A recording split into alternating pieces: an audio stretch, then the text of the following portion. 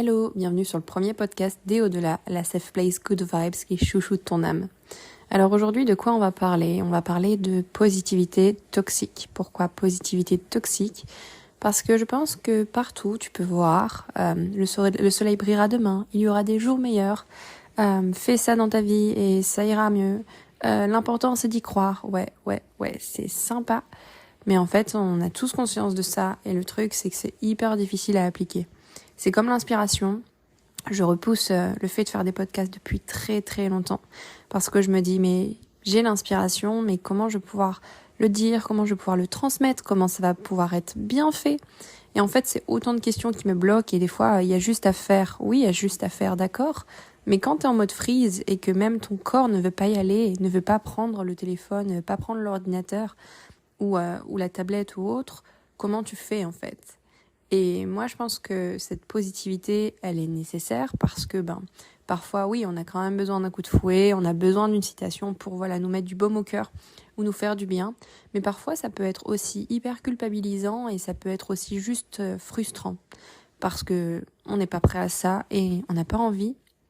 Alors évidemment, on n'est pas obligé de le voir si c'est par exemple sur les réseaux sociaux, mais on a aussi parfois des personnes qui nous parlent de cette façon et on est obligé de l'entendre. Et en fait, parfois, c'est aussi ok de ne pas aller comme on veut, d'avoir besoin de temps, que les choses aient besoin de s'écrouler avant de se reconstruire. Et c'est bien aussi d'être dans cette phase, en fait, dans cette phase où on sait pas, où on tâtonne, où on cherche, où on se sent bloqué, limité. Et il n'y a pas de mal à ça. Et en fait, je dis beaucoup de pourquoi, bref.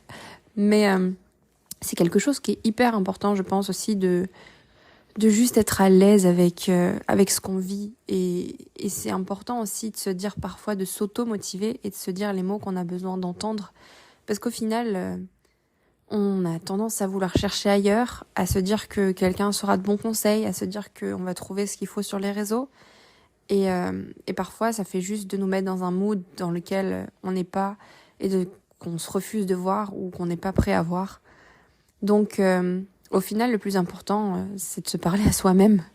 C'est de se parler à soi-même et ça paraît bête, mais c'est tellement nécessaire de se dire, mais ok, je te comprends, je suis là si t'as besoin.